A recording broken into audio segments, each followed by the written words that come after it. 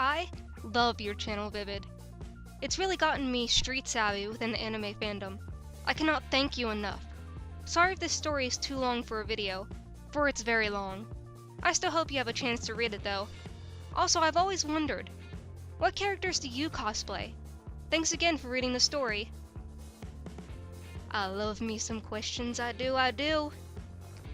I'd have to say, the more notable characters that I have cosplayed as would be the Winter Soldier from Captain America, Bilbo Baggins from The Hobbit, as well as my Cronus Empora from Homestuck. Though I also have cosplayed as Gabriel from Supernatural with giant movable wings included, as well as Spider-Man, and let's see, who else? Oh yeah, Bruce Banner from The Incredible Hulk. Those are the ones so far. I do have a very special one that I'm hoping to do the next con season, and I'm still getting it ready, but this is a good question. I love these kind of questions. Let's get on to the story.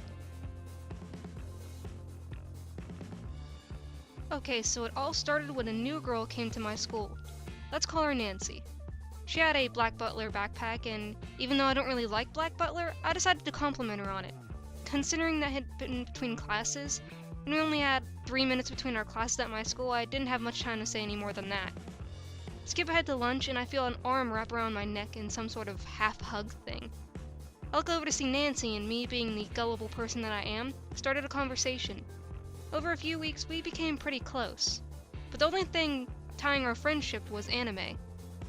One of my other friends, who likes to refer to herself as Yandere, apparently disliked Nancy, and they began to fight over me as if I was her toy. I won't get into details because of how terrible it made me feel, but let's say it was a huge Weeb fight over an innocent Italy cosplayer. After that was finally settled, the con season started to pick up, and I opened commissions for Mochi plushies and started selling old cosplays. I decided that I wanted to get rid of my Chica cosplay due to not using it, space issues, and the lack of money to buy my ticket for the con. Nancy happily bought it from me, but unfortunately, I can only see her at school. So I brought it in a discreet, opaque bag, in case she was embarrassed about it. As soon as I gave it to her, she ripped open the bag, exposing its contents.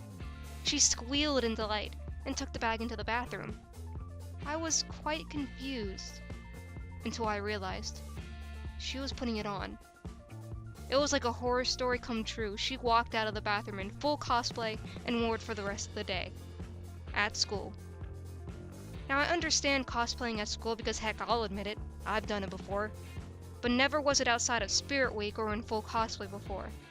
I must admit that it was pretty traumatizing to see her wearing the petticoat way too low so half of it would hang out at the bottom, and watching the teachers cringe as she walked into the classrooms. It was finally the day of the con I had recently purchased a ticket for. I was already not feeling well due to the fight I had with my best friend, but I was hoping to go to the con as Italy would help. I was there with my hungry cosplayer and my dad. Supervision was needed due to the fact that I was only 13. My dad let Hungry and I wander for a bit while he went to a panel about Japan. He had been there several times and wanted to catch up on the culture.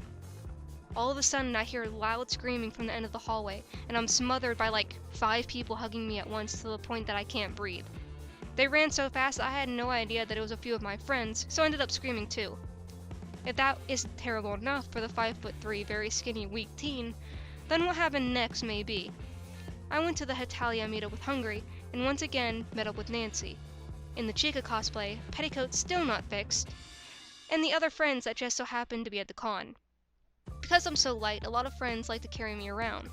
Seeing this, Nancy, with no warning, decides to full-on jump on my back. Like I said before, I'm not very strong, and I fell into the concrete, face first, receiving no apology from Nancy.